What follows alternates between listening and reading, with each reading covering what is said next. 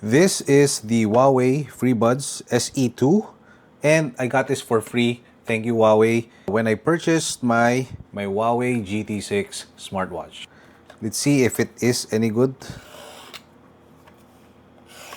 So they did value this nasa mga 1,500 pesos dun sa Huawei store. But later I will tell you my thoughts if it's okay pa ba siya kunin. Okay.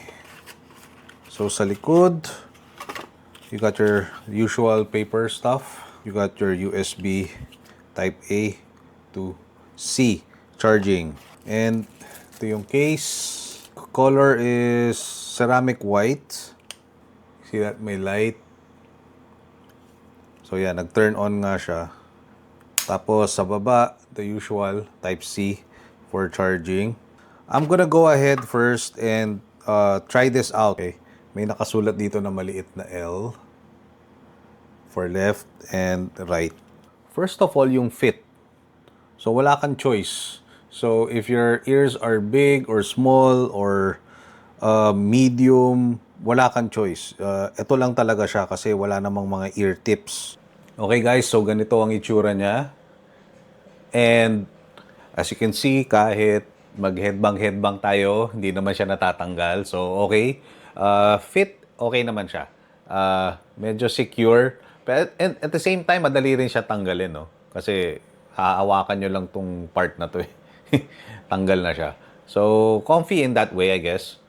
By the way, before ko makalimutan, ang isang ayoko pala dito sa mga touch controls is kulang siya, wala siyang volume control.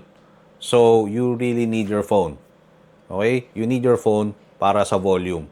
Kahit naka-full volume siya, hindi masakit sa tenga. So, volume-wise, hindi siya ganun kalakas.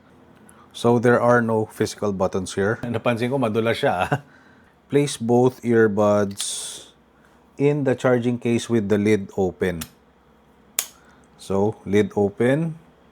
Touch and hold the sensors on both earbuds for 3 seconds. Ayun. Yun yung sensor. Ito. So, yan. Nasa pairing mode na siya. Ayun na siya. Okay. Pairing now. Pair. Hindi ganun kalakas yung earbuds na to. I guess kasi nga, syempre, yung may mga ear tips, mas mapapasok mo sa tenga to eh. Okay? Eh, hindi katulad nito, wala kang choice. Yun nga, I guess naninibago rin ako. This first time ako magkaroon ng ganitong klaseng earbuds. But it's fine naman. The sound is fine. Okay siya. Like, nagfo-focus siya more on the vocals. So, clear yung vocals.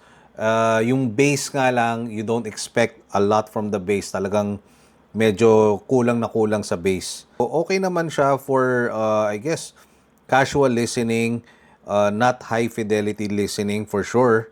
But it's fine. I mean, okay naman siya. Hindi naman pangit yung tunog. Hindi sabog yung tunog, guys. Okay, maganda pa rin siya actually.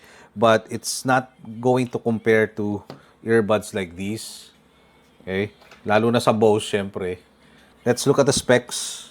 Ang driver na ginagamit niya is 10mm dynamic driver, Bluetooth version 5.3.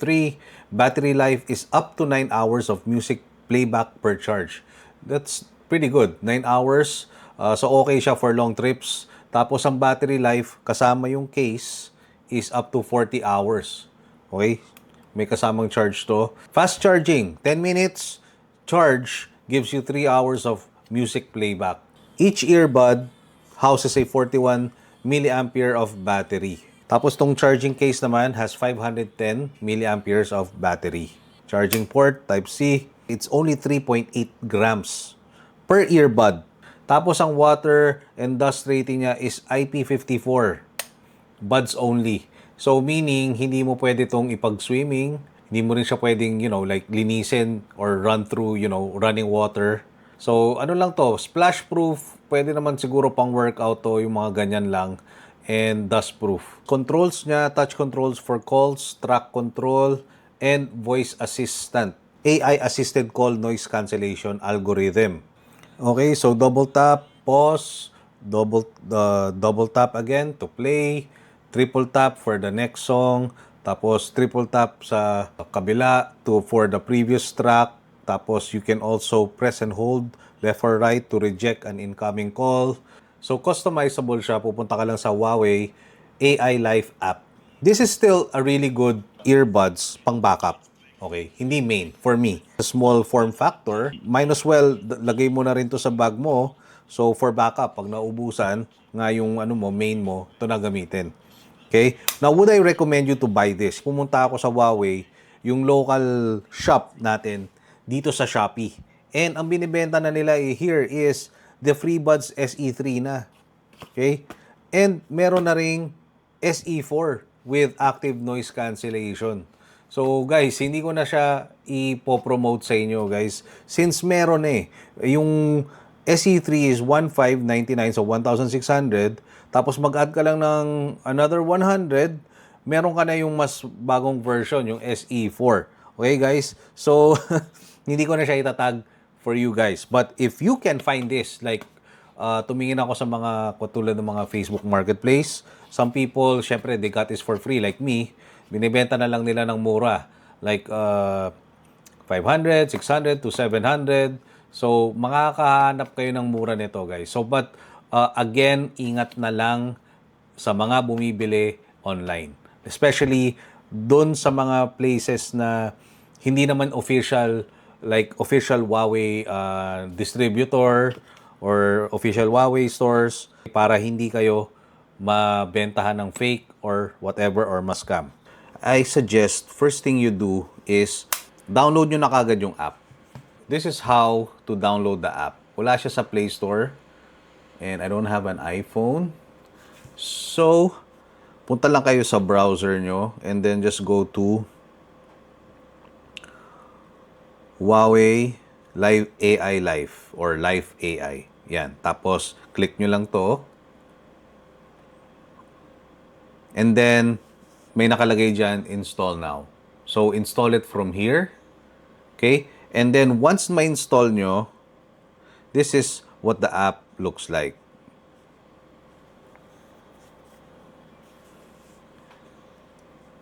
There.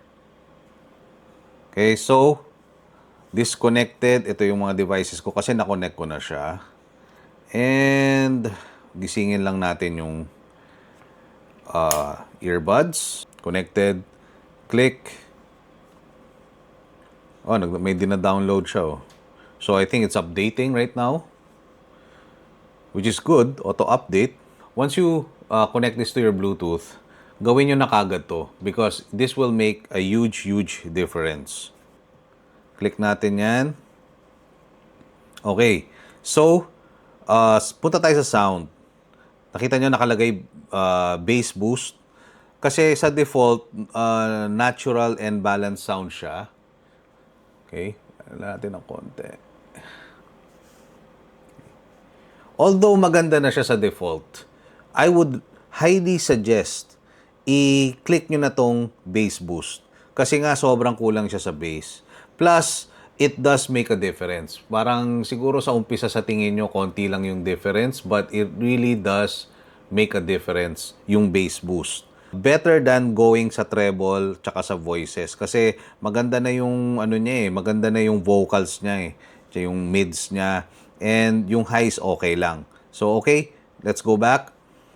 Dito naman sa gesture control, inayos ko na siya. So ang default niya is pag double tap, answer or end the call, tapos left bud at saka yung right bud, play or pause. So, ang magkakaroon lang dito ng parang discrepancy dito sa triple tap.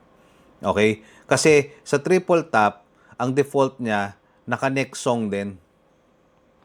Okay? So, ang problema dito is parang gusto mong bumalik or ulitin yung song na pinapakinggan mo. Hindi mo magagawa. So, you have to go here, tapos click nyo, kunyari, nasa sa inyo kung anong gagamitin nyo. Ako mas preferred ko kasi yung left bud is yung previous song. Okay? Tapos, press and hold. Okay, I think naka-default na yan sa reject call. Okay, so pag may tumatawag, busy ka, hold nyo lang yung sensor. You can find your device. You can do your updates, which is really great. Tapos, earbud settings and about. So, open fit design siya. Similar to the AirPods. Surprisingly, Kahit medyo maluwag siya sa tenga mo kasi nga hindi siya, like hindi siya katulad nung nung mga in-ear talaga pasok na pasok dahil sa mga tips. Surprisingly, kahit i-headbang ko yung ulo ko or what, medyo nakadikit pa rin naman sa tenga ko. So, will work for your jogging, will work for your walking. I think this will work for the basketball as well. So, dahil nga no tight seal siya, this is not ideal for blocking out sounds. So maririnig mo pa yung mga ambient noises outside, yung mga sasakyan, yung mga tao nagsasalita, yung mga horns, and all of that noise, construction, whatever. Okay? Pero okay naman siya for walking, jogging kasi nga para for safety na rin 'yun di ba? Para hindi ka masagasa. For 1,500 guys, sobrang panalo na siya. May AI technology na.